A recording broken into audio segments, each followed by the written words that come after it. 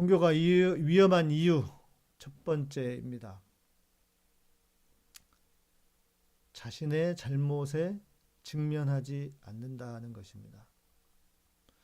저는 종교가 가장 위험한 이유 중 하나로 자신을 숨기기에 가장 좋은 곳이다라는 것을 이유로 듭니다. 인간은 본능적으로 자신의 잘못을 압니다. 그러나 누구도 그 잘못을 쉽게 인정하지 않습니다. 자기 잘못을 인정하는 것이 두려워 숨기고 속이려고 합니다. 그래서 그것이 심지어 자기 자신도 속이려고 하는 것입니다. 자, 윤수계가 자기가 잘못한 것을 알까요? 모를까요? 모를 수가 없습니다. 사람이기 때문에. 그리고 자기가 잘못한 것을 알기 때문에 숨기려고 하는 것 아니겠습니까? 거짓말하고 남에게 책임을 전가하고 있는 것. 그것은 자기의 잘못을 알고 있다는 뜻입니다. 인간이 어떻게 저럴 수가 있는가 싶지만 자기의 잘못을 다 알고 있기 때문에 그렇게 남에게 책임을 전가하고 있는 것입니다. 그런데요, 그런 사람들이 가장 쉽게 숨을 수 있는 곳이 바로 종교입니다. 제가 종교라고 하는 이유는 꼭 교회에만 나쁜 인간들이 모여드는 것이 아니기 때문입니다. 절이든 성당이든 어디든 있습니다. 종교는 참회와 회개라는 명목으로 자신의 잘못을 직면하지 않고 회피하게 만듭니다. 잘 생각해 보십시오. 특히 교회는 그러지 않습니까? 하나님 앞에 오면 모든 죄가 다 사해진다고 합니다. 자, 그 말이 틀린 말은 아닌데 조금 생각이 있는 신앙인이라면 이 말이 참 불쾌하다는 것을 우리는 알고 있습니다. 전두환의 아들이 전도사가 되었다는 몇 년 전의 소식을 듣고 우리는 다 기분이 좀 더러워졌습니다. 누구도 하나님 앞에 나와 회개하고 용서함을 받는다는 것은 좋은 일인데도 불구하고 기분이 상당히 불쾌했다는 것입니다. 왜 그랬습니까? 그가 제대로 된 회개를 하지 않고 기독교에 숨어버렸기 때문입니다. 제대로 된 회개라면 희생자들과 유족들에게 진심 어린 사죄를 해야 합니다. 그 증거로 자신의 아버지로부터 물려받은 부정한 재산 아닙니까? 그리고 또 그 재산을 근거로 해서 취했던 부정하게 얻은 재산들, 더 불렸던 재산들 어떻게 해야 됩니까? 회개의 의미로 그분들께 나눠드려야 합니다. 그랬어야 한다고 생각합니다. 그리고 나서 전도사를 하든 뭐를 하든 했어야 합니다. 물론 돈으로 다 해결할 수 없습니다. 그러나 그런 성이라도 보여야 한다는 것입니다. 그런데 교회는 어떻습니까? 그냥 다 말로 해결됩니다. 말로 해결돼요. 제가 개신교를 주둥이 종교라고 하는 이유가 그것입니다. 우리는 무슨 죄든 입으로만 회개하면 땡입니다. 참 편리한 신앙 아닙니까? 입으로만 회개하면 모든 죄가 다 용서돼요. 그래서 기독교가 인기가 있는지도 모르겠습니다.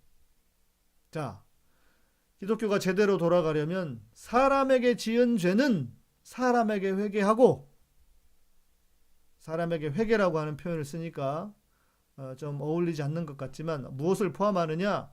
자, 만일 누군가에게 내가 돈을 띄어먹었어요. 그럼 어떻게 해야 됩니까? 그 돈을 갚은 다음에 이자라도 쳐서 그리고 나서 하나님께 회개해야 하는 것이죠. 사람에게 지은 죄는 이런 방식으로 사람에게 회개해야 합니다. 반면 하나님께 지은 죄가 있습니다. 종교적인 죄 같은 것들 있지 않습니까? 그건 하나님께 회개하도록 가르치면 됩니다. 하나님께 회개하면 됩니다. 사람에게 지은 죄조차도 하나님께 회개하라고 하고 끝을 내버린다는 것입니다. 이건 제가 여러 번 반복해서 말씀을 드렸던 내용 중에 하나이기도 합니다. 그러나 연결을 좀 시켜보자는 겁니다. 자, 이런 방식으로 교회는 자신의 잘못을 직면하지 않아도 아무 문제가 없게 만듭니다. 숨을 수 있는 가장 좋은 장소, 인간이 자신의 잘못을 직면하지 않고 숨어도 되는 가장 좋은 장소가 바로 종교입니다. 우리는 교회라고 합시다. 두 번째, 신적인 권위에 숨어버린다는 것입니다. 더 큰 문제는 이런 사람들이 신적인 권위에 숨어버린다는 것입니다. 신적인 권위 뭘 말해요? 하나님이 다 용서하셨으니까, 그렇죠? 하나님이 다 용서하셨으니까 이제 다 해결됐다고 생각합니다. 전혀 문제가 없다고 합니다. 뭐가 생각납니까? 영화 미량이 생각나지 않습니까?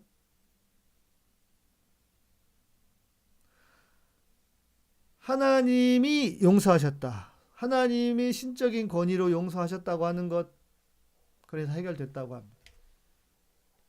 그게 영화 미량에서 말하는 것 아닙니까? 자신의 잘못을 직면하기 싫은 사람일수록 더 종교를 찾습니다. 잘 생각해 보십시오. 자신의 잘못을 직면하기 싫은 사람일수록 종교를 더 찾아요. 그래서 종교 안에 종교를 가진 사람들 중에 이중적인 사람들이 많은 겁니다. 그러면서 목사가 됩니다. 그리고 장로가 됩니다. 권사가 됩니다. 자, 그러면 어떻게 됩니까?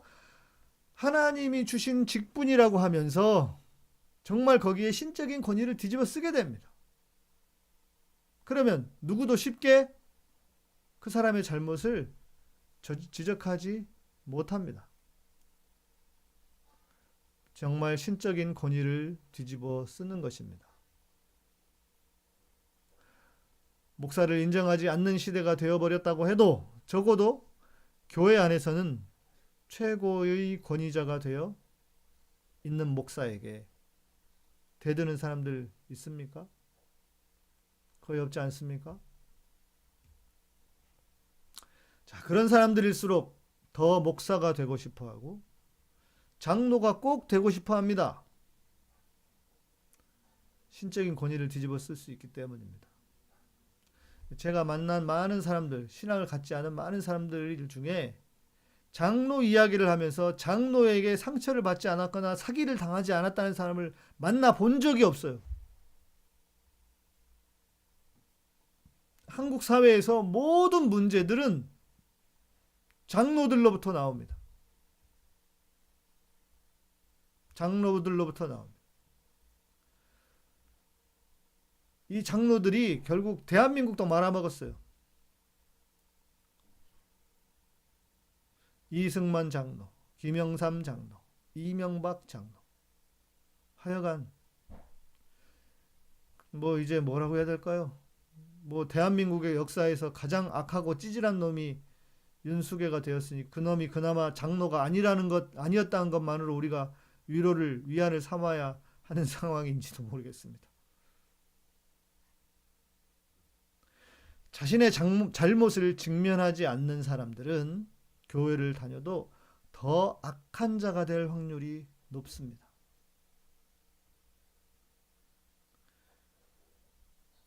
자신의 잘못을 직면하지 않는 사람들은 교회를 다니면 다닐수록 더 악한 자가 되기 쉬워요.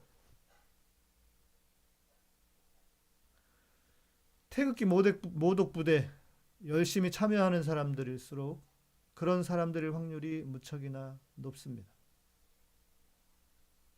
자신의 잘못에 직면하고 그리고 그 잘못을 뼈저리게 반성하고 회개하는 사람이 태극기 모독 집회에 나갈 수 있겠습니까?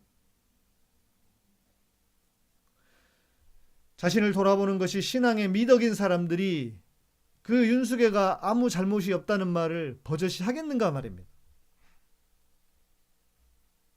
그래서 어떻게 교회를 다닌다고 하면서 저렇게 말도 안 되는 짓을 하는가?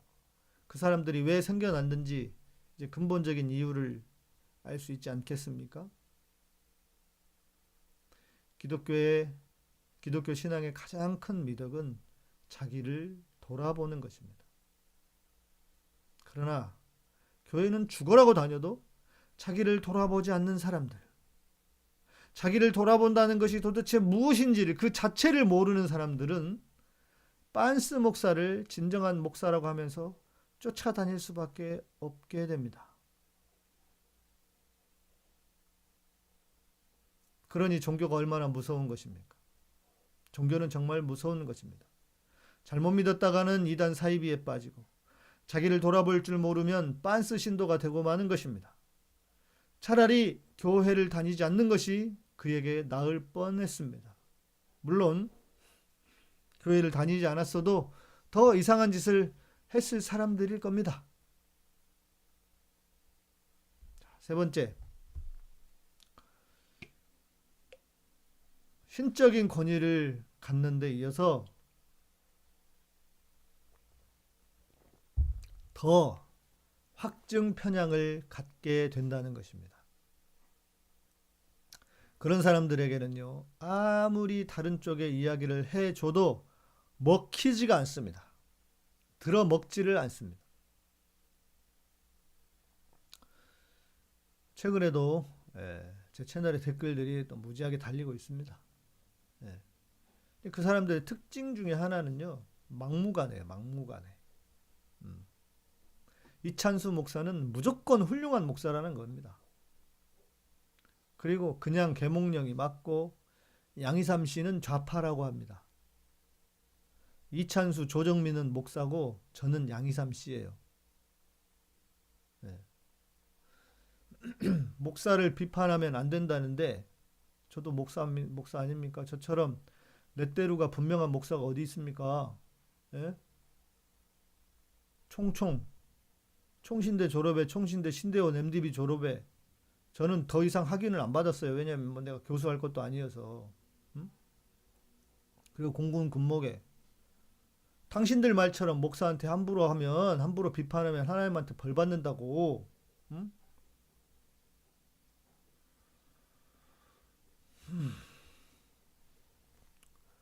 자, 이런 확증 편향은 여간에서 변하지 않습니다. 우리 이호영 박사님 말씀에 의하면 죽을 때까지도 변하지 않는다고 합니다. 물론 아주 드물게 변하는 경우가 있습니다. 그러나 거의 드물어요. 그런데 여러분, 이 일은 최근에 벌어진 일만이 아닙니다. 원래 종교에 기독교가 가지고 있는 메커니즘이에요. 그래서 위험하다는 것입니다. 저 사람들은 우리를 안타깝게 생각할지도 모르겠습니다. 그러나 우리는 분명히 알지 않습니까? 그 사람들 너무 불쌍하지 않습니까? 그러면서 저는 다른 것보다 꼭 물어보고 싶은 것이 있습니다. 당신은 행복합니까? 진리 안에서 자유합니까? 진리를 믿는다고 하면서도 자유함도 없다면 그게 무슨 신앙입니까? 잘못돼도 한참을 잘못된 것입니다. 혹시 여러분 중에도 내가 이 기독교 신앙을 가지고 있으면서도 행복하지도 않고 진리 안에 자유하지 못하다면 여러분 스스로를 돌아보고 점검을 해봐야 합니다. 우리 좀 좋은 세상이 되면 그런 이야기를 좀 많이 하자고요. 종교는 정말 위험한 것입니다.